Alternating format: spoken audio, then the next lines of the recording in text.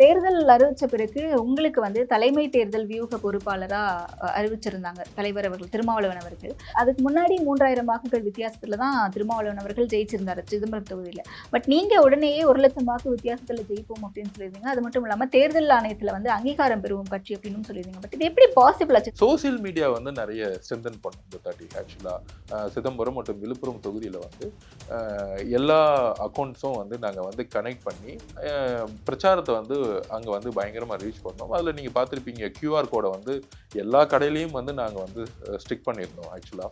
So வரவங்க எல்லாருமே அது ஒரு புதுமையாக இருந்துச்சு. இப்போ தலைவர்களோட பேச முடியாதவங்க ஒரு ஃபோனை ஜஸ்ட் ஒரு டீ தூள் வாங்குறவங்க இல்லை டீ குடிக்க வரவங்க அந்த மாதிரி ஒரு சாதாரண மக்கள் அந்த கியூஆர் கோடில் ஃபோனை வச்சோடனே அவர் ஃபோனில் பேசினக்கூடிய ஒரு விஷயம் சோசியல் மீடியாவில் பயங்கரமாக அங்கே பரவலாச்சு. விடுதலை சிறுத்தைகள் கட்சியினுடைய செயற்பாடுகள் அடுத்தடுத்த காலகட்டங்களில் என்னவா இருக்கும்? தலைவர் அவர்கள் தெளிவாக இருக்கிறாரு. தேர்தல் அரசியலில் அதிகாரத்தை நோக்கி நாங்கள் பங்கு பெறணும், ஒரு நல்ல ஒரு அதிகாரத்தை நோக்கிய அமைச்சரை உருவாக்கணும் அப்படிங்கிறது தான் தலைவருடைய தலைவர் திருமாவளவனுடைய குறிக்கோளாகவும் போயிட்டு இருக்கு. அதுக்கேற்ற ஒரு செயல் திட்டத்தை தான் இப்போ விசிக முன்னெடுத்த போது அதோடைய முதல் செயல் திட்டமாக இன்னைக்கு மாநில அங்கீகாரம் பெற்றுட்டோம். இந்த எலெக்ஷன்ல கூட பல்வேறு காலனிக்குள்ள போகும்பொழுது இன்னும் கட்டமைப்பு, அவங்களுக்கு இருக்கக்கூடிய வசதி, அவருக்குரிய இருக்கக்கூடிய வீடுகளாகட்டும், அவங்களுக்கு இன்னும் ஒரு சுத்தமான ஒரு வீட்டில் கூட இருக்க முடியாத ஒரு காலனியை தான் நான் இன்னும் பார்த்துட்டு இருக்கேன். இதை உடைக்கணும்னா நாங்கள் அதிகாரத்துக்குள்ளே போய் தான் ஆகணுங்கிற ஒரு தாட்டு தான் இன்னும் மைண்டுக்குள்ளே ஓடிட்டு இருக்கு. அதுக்கு தான் இந்த எலெக்ஷன் சிஸ்டத்துக்குள்ளே ஒர்க் பண்ண ஆரம்பித்தோம். குவி, இந்தியாவின் தலை சிறந்த vernacular edtech brand, skilling everyone everywhere. Red நூல் நேயர்களுக்கு வணக்கம். இன்றைய சிறப்பு நேர்காணல்ல நம்ம கூட விடுதலை சிறுத்தைகள் கட்சியினுடைய துணை பொதுச் செயலாளர் மற்றும் தேர்தல் காலகட்டத்தின் போது விடுதலை சிறுத்தைகள் கட்சியினுடைய தலைமை தேர்தல் வியூக பொறுப்பாளராக நியமிச்சிருந்த ஆதவ் அர்ஜுனா அவர்கள் தான் நம்ம கூட இருக்காங்க. தேர்தல் களம் எப்படி இருந்தது, அவங்களுக்கு என்ன மாதிரியான சவால்களை சந்திச்சாங்க அப்படிங்கறத பத்தி நிறைய விஷயங்கள் பேச போறோம். வாங்க பேசலாம். வணக்கம் சார். வணக்கம். தேர்தல் அறிவிச்ச பிறகு உங்களுக்கு தலைமை தேர்தல் வியூக பொறுப்பாளரா அறிவிச்சிருந்தாங்க தலைவர் அவர்கள் திருமாவளவன் அவர்கள். அதுக்கு முன்னாடி 3000 வாக்குகள் வித்தியாசத்துல தான் திருமாவளவன் அவர்கள் ஜெயிச்சிருந்தாரு சிதம்பரம் தொகுதியில. பட் நீங்க உடனேயே 1,00,000 வாக்கு வித்தியாசத்துல ஜெயிப்போம் அப்படின்னு சொல்லியிருந்தீங்க. அது மட்டும் இல்லாம தேர்தல் ஆணையத்துல அங்கீகாரம் பெறுவோம் கட்சி அப்படின்னு சொல்லியிருந்தீங்க. பட் இது எப்படி பாசிபிள் ஆச்சு? சொன்ன மாதிரியே நடத்தி காமிச்சிட்டீங்களே. இல்ல, இதை பொறுத்த வரைக்கும் ரொம்ப தெளிவா இருந்தோம். கட்சியுடைய தோழர்களாகட்டும், தொண்டர்களாகட்டும், எல்லாருமே இந்த தடவை சிதம்பரத்துல கடுமையா உழைத்து தலைவர்களை 1,00,000 ஓட்டுக்கு மேல வெற்றி பெற வைக்கணுங்கிறத இது எல்லாத்தோடைய கூட்டு முயற்சி. அது மாதிரி விழுப்புரத்துலயும் போன தாட்டி நடந்த அளவுக்கு இந்த தாட்டி ஈஸியான வெற்றி இருக்காது. ஏன்னா சொந்த சிம்பிள்ங்கிறத கொண்டு போகும்போது அதுக்கான சாதாரண விஷயம் இல்லைங்கிறத ரொம்ப ரொம்ப ஆழமா விவாதிக்கும் பொழுது அதுக்கப்புறம் ஒரு வார் ரூமை கிரியேட் பண்ணி பூத் வைஸ் யார் யாருக்கு எந்தெந்த மாதிரி ஒர்க்கை அலர்ட் பண்ணணும், அதுக்கான கட்சியோடைய செயல் திட்டங்கள், தன் தொகுதியோட செயல் திட்டங்கள், தலைவரை பத்தி ஒரு செயல் திட்டங்கள். இப்ப தலைவர் வரலன்னு ஒரு சின்ன அதிருப்தி இருந்துச்சு. அதாவது திருமாவளவர்கள் சிதம்பரத்துக்குள்ள வரக்கூடாதுன்னு ஒரு சென்டிமெண்டா இருந்து போய் ஏன் வரலங்கிற ஒரு ஒரு மக்களுடைய ஒரு அதிருப்திங்கிறது ஆரம்ப காலகட்டத்துல இருக்கும் பொழுது அதை எப்படி நம்ம செய்ய முடியும்? அவர் அவருடைய பயணம்ங்கிறது ஜெயிச்ச பிறகு நிறைய பேர் நிறைய எம்பிங்களை நீங்க பார்க்க முடியாது. ஆனா அவர் பயணம் இந்தியா முழுவதும் இருந்துகிட்டே இருக்கு. நீங்க மணிப்பூர் பிரச்சனை இருந்தா கூட மணிப்பூர் போயிடுவாரு. அப்போ அவருடைய வாழ்க்கை இங்க எலெக்ஷன் முடிஞ்ச பிறகு கூட அவர் ஓஞ்சிடல. எல்லாருமே ரெஸ்ட் எடுக்க போனாங்க. அங்கங்க ஓய்வும் தேவைப்பட்டுச்சு. அவர் திரும்பவும் மற்ற மாநிலங்கள்ல போய் கூட்டணி கட்சிகளுக்காக வாக்கு சேகரிச்சார். தேர்தல் மட்டும் இல்ல, எங்க பிரச்சனைகளோ அங்க எல்லாமே அவர் அவருடைய பயணம் இருந்துகிட்டே இருக்கு காலையில இருந்து. சோ அதை நாங்க அதை பதிவு பண்ணோம். இவர் ஒரு எம்பியாக மட்டும் இல்ல, ஒரு நேஷனல் பிரச்சனை வரும்போது கூட அவர் ஒரு பயணம் இருந்துகிட்டே இருக்கு. மித்த எம்பி மாதிரி ஜெயிச்சு முடிச்ச பிறகு அவங்களுடைய தனிப்பட்ட வாழ்க்கைக்கு போற மாதிரி இவருக்கு கிடையாதுங்கிறத நாங்க சிதம்பரம் ஃபுல்லா பதிவு பண்ணோம். விழுப்புரத்துலயும் ஆர்வம் போட்டு நம்ம தனியா அங்க டீம் போட்டு அவருக்கான தரவுகளை கொடுத்துட்டே இருந்தோம். சோசியல் மீடியா நிறைய ஸ்ட்ரென்தன் பண்ணும் இந்த தாட்டி ஆக்சுவலா.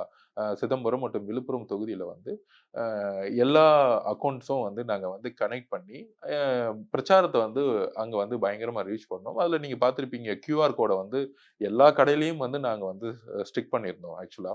ஸோ வரவங்க எல்லாருமே அது ஒரு புதுமையா இருந்துச்சு. இப்போ தலைவர்களோட பேச முடியாதவங்க ஒரு ஃபோனை ஜஸ்ட் ஒரு டீ தூள் வாங்குறவங்க இல்லை டீ குடிக்க வரவங்க அந்த மாதிரி ஒரு சாதாரண மக்கள் அந்த கியூஆர் கோடில் ஃபோனை வச்சோடனே அவர் ஃபோனில் பேசின பண்ணக்கூடிய ஒரு விஷயம் வந்து சோசியல் மீடியாவில் வந்து பயங்கரமா அங்கே வந்து பரவலாச்சு. அது பெரிய வைரலாகவும் பார்த்துருப்பீங்க நீங்க. இந்த மாதிரி டெக்னாலஜிஸை வந்து இவரால வந்து நீங்க 10-15 நாள்ல வந்து எல்லா வில்லேஜுக்கும் போக முடியாது. ஆனா எல்லா வில்லேஜுக்கும் அந்த கட்டமைப்பை வந்து ஒரு வித்தின் ஷார்ட் டைம்ல உருவாக்கி அது கொண்டு போய் சேர்க்கும் பொழுது சோசியல் மீடியாவுடைய எவ்வளவு இம்பாக்ட் ஆச்சுங்கிறத இன்னைக்கு இந்த எலெக்ஷன்லயே தலைவர் வந்து அதை உணர்ந்தாரு. ஸோ அதோடைய வெற்றி வந்து அது மாதிரி எல்லா விடுதலை சிறுத்தைகளோட எல்லா தொண்டர்களும் பூத் வைஸ் வரைக்கும் போய் போய் போய் போய் கொடுத்த எல்லா அது நோட்டீஸ் பேப்பர் ஆகட்டும் எல்லாமே போய் கொண்டு சேர்த்தாங்க. நிறைய பேர் வந்து பணம் இல்லைனாலும் வந்து வாலண்டியரா வந்து அவங்களே நடந்து நடந்து போய் போய் பிரச்சாரம் பண்ண ஆரம்பிச்சாங்க தனிப்பட்ட முறையில. அந்த எழுச்சி வந்து என்னால பார்க்க முடிஞ்சுச்சு. தொண்டர்கள் ரெடி ஆயிட்டாங்க. அதை கனெக்ட் பண்ணி ஒரு ஆர்கனைசேஷன் சிஸ்டத்தை இன்னும் உருவாக்கும் பொழுது விசிக்கு தனிப்பட்ட முறையிலேயே ஜெயிக்க முடியுங்கிற ஒரு ஒரு உத்வேகம் எங்க பார்த்தா தெரிஞ்சுச்சு.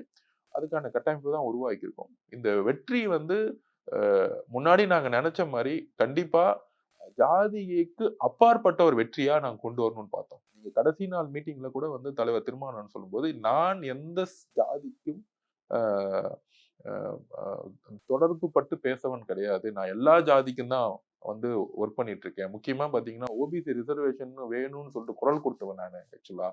ஸோ அந்த மாதிரி வந்து அவர் வந்து சமூக நீதிக்காக ஒர்க் பண்ணக்கூடிய ஒரு தலைவர் அப்படிங்கிறத இந்த சிதம்பரம் மக்களுக்கு புரிய வச்சோம்.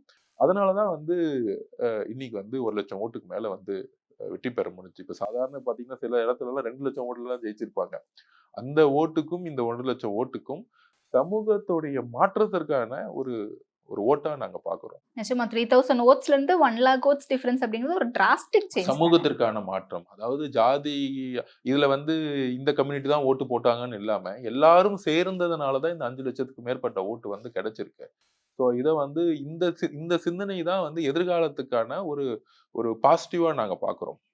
பொது தளத்துல செயல்பட்டு அதிகாரத்துக்கு நோக்கி வரும்பொழுது, இப்ப நான் வந்து ஒரு பொது தளத்துல இருந்து வந்திருக்கேன்.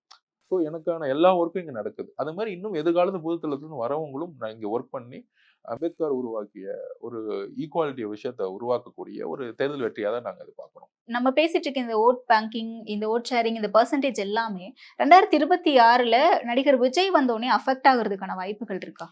அதாவது ஒரு இன்னும் வந்து அ கட்சி வந்து ஆரம்பிச்சுட்டுன்னு லெட்டர் குடுத்திருக்காரு.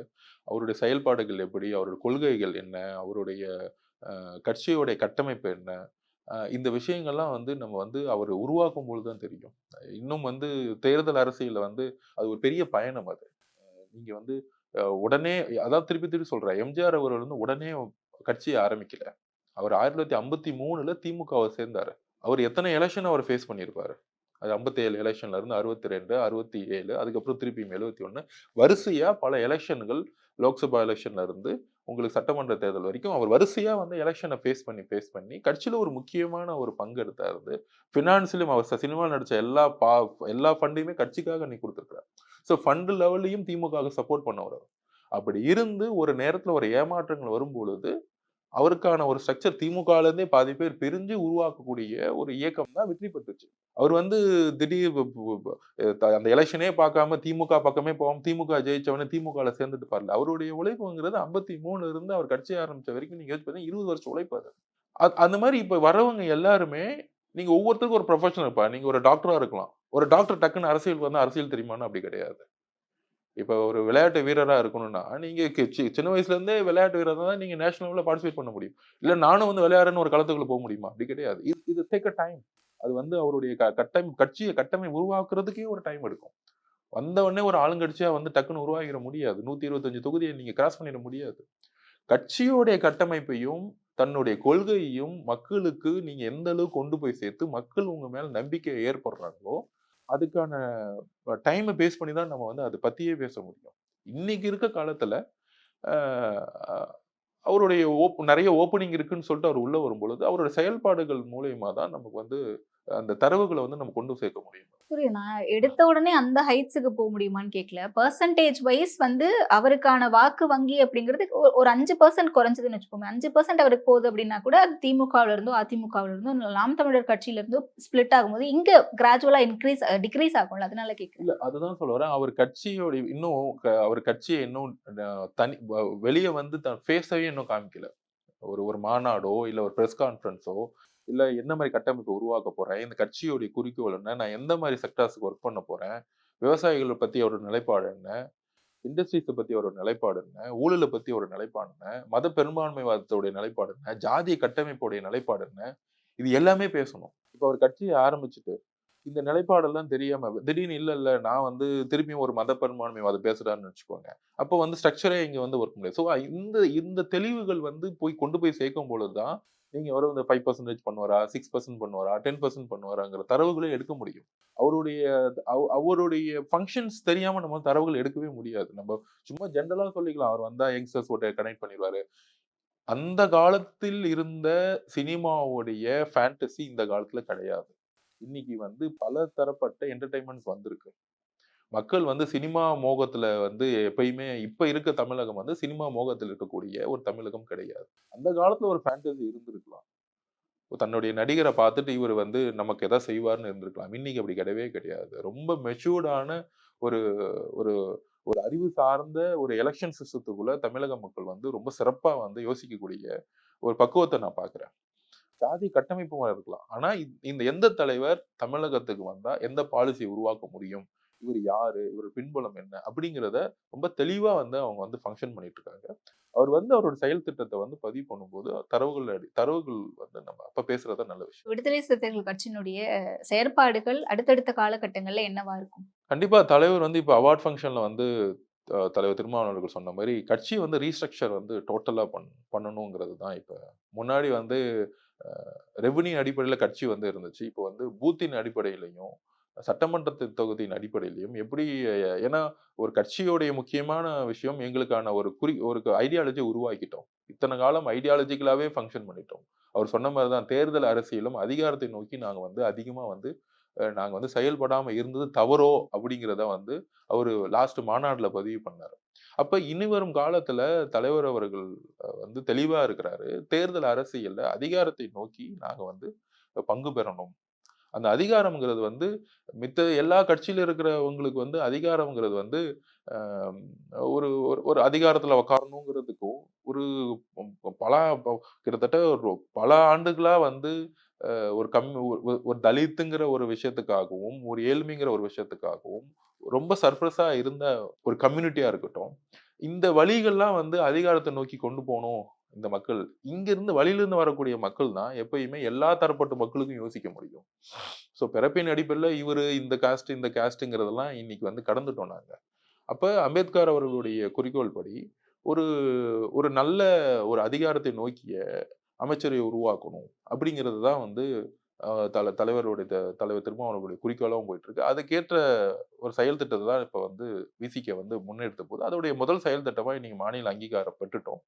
ஸோ இதிலிருந்து கூடிய சீக்கிரத்துல அதிகாரத்தை நோக்கிய பயணமா எங்களுது இருக்கும். அந்த அதிகாரம்ங்கிறது அ எங் அந்த என்ன வழிங்கிறது எங்களுக்கு திருப்பி திருப்பி அதான் சொல்றேன். எங்களுடைய வழி என்னன்னு தெரியும்.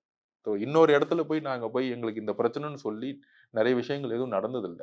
எங்களுக்கான உரிமைக்கான போராட்டம் கடைசில வந்து அந்த அதிகாரத்தோடைய பேனாவ வந்து கையில எடுக்கும்பொழுது தான் உருவாகுங்கிறத இன்னைக்கு ரொம்ப தெளிவா வந்து விசிகேவுடைய தோழர்கள் புரிஞ்சுட்டு இருக்காங்க.